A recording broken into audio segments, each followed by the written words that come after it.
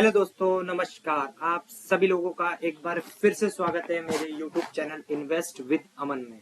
तो दोस्तों इस वीडियो की हम शुरुआत कर लेते हैं। एंड शुरुआत करने से पहले जरूर ये कहना चाहूंगा, वीडियो आप लोगों को पसंद आए तो उसे लाइक कर देना, शेयर कर देना एंड चैनल को सब्सक्राइब करना तो बिल्कुल भी ना भूलना। तो चलिए इस वीडियो की शुरुआत कर लेते हैं। एंड डिस्क्लेमर भी आपको हमेशा की तरह याद रखना है। इस वीडियो में हम जितने भी स्टॉक्स की बात करेंगे वो किसी भी तरह का कोई रिकमेंडेशन नहीं है कि आप कल ही जाके उसको बाय सेल या होल्ड कर लें।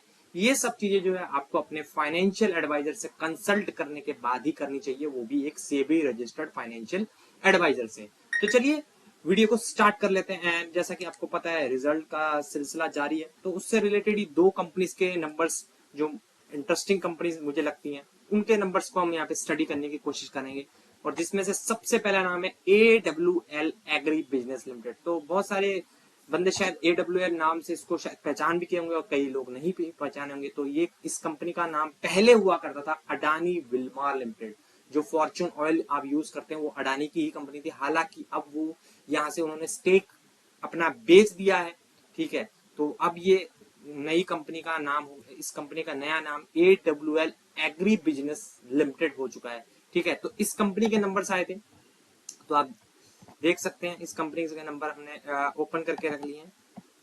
तो सबसे पहले सीधा कंसोलिडेटेड देख आप यहाँ पे पढ़ भी सकते हैं, AWL agri business limited formerly known as Adani Wilmar limited. तो ये रीब्रांडिंग इन्होंने नाम की करी है क्योंकि अडानी जी यहाँ से निकल गए हैं, इस कंपनी को बेच दिया है उन्होंने, तो इस वजह से, ठीक है। तो कंसोलिडेटेड रेवेन्यू की बात कर लेते हैं सबसे पहले।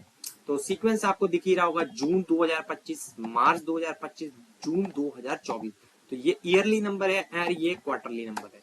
तो खर्चों की टोटल इनकम की बात कर लेते हैं। इस बार की है 17,264। 3 महीने पहले थी 18,281 एंड एक साल पहले थी 14,207। तो ईयरली बेसिस पे इनकम में ठीक ठाक जंप देखने को मिल रही है। क्वार्टरली बेसिस पे यहाँ पे स्लाइटली यहाँ पे डाउन देखने को इनकम जो है मिल रही है। उसके बाद खर्चों की बात कर लेते हैं। इस बार के खर्चे हैं 16,954। 3 महीने पहले थे 18,047 एंड एक साल पहले थे 13,789। तो खर्चे भी साथ के साथ बढ़ते हुए देखने को मिल रहे हैं। देखिए आप बिजनेस करेंगे तो खर्चा भी साथ के साथ होगा ही होगा। तो ये कोई बड़ा कंसर्न नहीं है कि खर्चे ज्यादा बढ़ गए, लेकिन हाँ इनकम भी उसी हिसाब से ग्रो होती रहनी चाहिए, तो कोई दिक्कत की बात नहीं होती। तो प्रॉफिट बिफोर टैक्स की बात कर लेते हैं। जो प्योर प्रॉफिट की हम बात करें वो है इस बार का 310 करोड़। 3 महीने पहले था 234 करोड़, एक साल पहले था 418 करोड़। तो ईयरली बेसिस पे काफी खराब परफॉर्मेंस है और क्वार्टरली बेसिस पे कंपनी ने अच्छा खासा यहाँ पे कमबैक जरूर करके दिखाया है। उसका टैक्स वगैरह पे करने के बाद, गवर्नमेंट को पैसा देने के बाद या जो भी और लाइबिलिटीज वगैरह देने के बाद जो कंपनी के हाथ में प्रॉफिट आया, प्रॉफिट फॉर द पीरियड, वो है इस बार का 237 करोड़। 3 महीने पहले था 190 करोड़, एक साल पहले था 313 करोड़। तो ईयरली बेसिस पे डाउन है, लेकिन क्वार्टरली बेसिस पे अच्छा परफॉर्मेंस जो है कंपनी ने जरूर यहाँ पे करके दिखाया है, ठीक है। उसका ईपीएस की भी बात कर सकते हैं आप। तो ईपीएस इस बार का है 1.84। 3 महीने पहले था 1.47 एंड एक साल पहले था 2.41। तो स्लाइटली यहाँ पे स्लाइटली नहीं, काफी डाउन है ईयरली बेसिस पे, लेकिन क्वार्टरली बेसिस पे कंपनी ने अच्छे नंबर्स यहाँ पे पोस्ट किए हैं। उसके बाद सीधा जंप कर लेते हैं कि सेगमेंट वाइज रेवेन्यू। तो एडिबल ऑयल, फॉर्च्यून आपको पता है ऑयल, तो उसमें इस बार का धंधा हुआ है 13,414।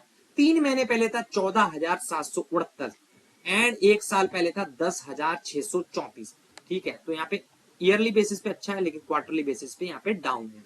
फूड एंड एफएमसीजी की बात करें 1414 इस बार का। 3 महीने पहले था 1463 एंड एक साल पहले था 1532, ठीक है। तो यहाँ पे भी ठीक ठाक ही काम किया। इंडस्ट्री एसेंशियल्स की बात करें 2229 इस बार का। 3 महीने पहले था 1996 एंड एक साल पहले था 1986। तो यहाँ पे काफी अच्छा बिजनेस जो है अडानी विल्मार ने, सॉरी AWL एग्री बिजनेस ने जरूर यहाँ पे करके दिखाया है, तो एक अच्छी बात है। उसके बाद आपकी हाइलाइट्स वगैरह भी यहाँ पर पढ़ सकते हैं, जो कि आपको पढ़नी भी चाहिए क्योंकि यहाँ पे मैनेजमेंट कमेंट्री वगैरह होगी।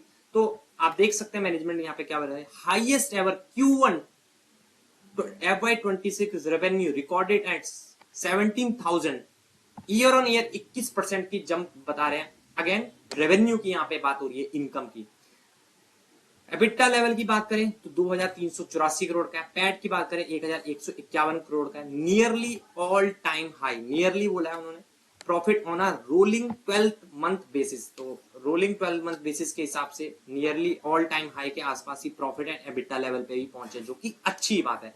Food and FMCG revenue at 6154 crore in LTM June June 2025 के हिसाब से, ठीक है, तो बहुत ही अच्छी बात है।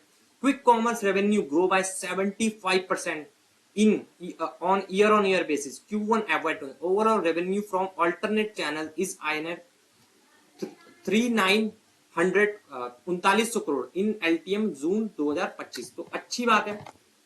जो भी क्विक कॉमर्स जैसे जेप्टो वगैरह पे भी इन्होंने अपने प्रोडक्ट्स को लिस्ट किया होगा, तो वहां से भी काफी शानदार यहाँ पे डिजिट देखने को, डबल डिजिट ग्रोथ देखने को मिल रही है।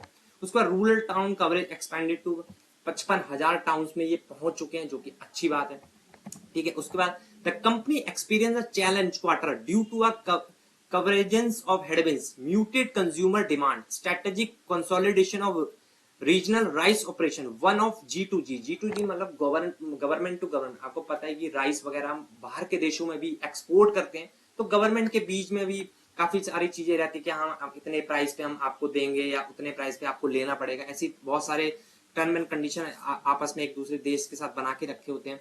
तो one of G2G rice business in the base year and the fluctuation in edible oil prices. These dynamics led to 5% year-on-year decline in overall volume in Q1, with rice category being the key drag. तो rice को वो key drag बता रहे हैं G2G की वजह से। The encouragingly core categories deliver healthy volume growth and revenue rose 21% year-on-year, driven by higher realisation in edible oils. तो आप देख ही सकते हैं, बाकी जो इनका मेन धंधा है वहां से काफी अच्छा शानदार बिजनेस जो है कंपनी ने करके दिखाई, ये कंपनी बता रही है, ठीक है। उसके बाद बाकी चीजें भी आप पढ़ सकते हैं, इनको आपको पढ़ना भी चाहिए और डिटेल में, अगर आपको अच्छे से कंपनी को देखिए। वीडियो में इतना बड़ा हम कवर नहीं कर सकते। उसके बाद मैनेजमेंट कमेंट्री पे थोड़ा ध्यान देते हैं। Commenting on the result mister Ankush MD and CEO, वो क्या बोलते हैं, the company witness a temporary volume decline primarily influenced by the consolidation of regional rice operation and muted consumer demand. Encouragingly, the core categories delivered healthy volume growth and the revenue rose 21% year on year, driven by the higher edible oil realizations. We also delivered healthy profits in LTM June 25 with operating EBITDA 2384 crore and PAT of 1151 crore, nearing our highest ever rolling. वही शुरुआती बातें वही management यहाँ पे बता रहा है, ठीक है। The reduction in custom duty on crude oil edible oil expected to positively impact domestic refiners by boosting sales and curbing refined oil import from both SAARC nations and edible oil producing countries. Additionally, the normalization of palm oil prices is likely to support volume growth in the coming quarters. तो coming quarters में इनको उम्मीद है कि और भी अच्छे से वो यहाँ पे काम कर सकते हैं। Year on year edible oils की बात करें, वॉल्यूम की बात करें, डिक्लाइन है। फूड एंड एफएमसीजी की बात करें, यहाँ पे भी डिक्लाइन है। इंडस्ट्री एसेंशियल्स में यहाँ पे पॉजिटिव किया। रेवेन्यू टर्म में बात करें 26% की ग्रोथ है, 4% की ग्रोथ है एंड 12% की ग्रोथ देखने को मिल रही है, तो अच्छी बात है। तो ये तो थे हमारी पहली कंपनी अडानी विल्मार के। तो नंबर इस हिसाब इस क्वार्टर में कोई बहुत ज्यादा एनर्जेटिक नहीं है, हालांकि क्वार्टरली बेसिस पे कंपनी ने जरूर यहाँ पे अच्छा काम करके दिखाया है, लेकिन ईयरली बेसिस पे नंबर डाउन है। लेकिन मैनेजमेंट कह रही है कि आने वाले टाइम पे वो और भी अच्छा कर सकते हैं। कमेंट्री थोड़ी अच्छी ही लग रही है पॉजिटिव साइड पे। देखिए, कोई भी जो बड़ा मैनेजमेंट है वो ये नहीं बोलेगा कि हमारी कंपनी खराब कर रही है, हम तो कर ही नहीं पाएंगे, ऐसा कोई नहीं हो। उम्मीदें जरूर जगा के रखते हैं, लेकिन हाँ, बहुत सारी चीजें जो गवर्नमेंट ने किया है, टैक्स कट किया, ये किया, वो चीज, तो इन चीजों का भी कहीं ना कहीं पॉजिटिव सपोर्ट जो है आने वाले नंबर्स में हमें जरूर देखने को मिल सकता है। तो ये थे पहले नंबर कंपनी के नंबर। दूसरी कंपनी जो कि निफ्टी 50 का स्टॉक है, जिसका नाम है HDFC life insurance company limited का। आज के दिन इस कंपनी के भी नंबर थे। तो ये कंपनी बहुत बड़ी कंपनी है, 1,63,000 करोड़ की कंपनी है, तो कुछ छोटी मोटी कंपनी नहीं है। इस कंपनी के नंबर्स को एक बार अगर ओवरव्यू करेंगे यहाँ पे, क्योंकि इंश्योरेंस कंपनी के नंबर्स को पढ़ना कोई इतना आसान नहीं होता, बहुत ही मुश्किल काम ही होता है। तो हम सीधा प्रॉफिट पे जंप कर लेते हैं। ईयरली बेसिस पे जून 2024 के हिसाब से 479 करोड़ का प्रॉफिट था।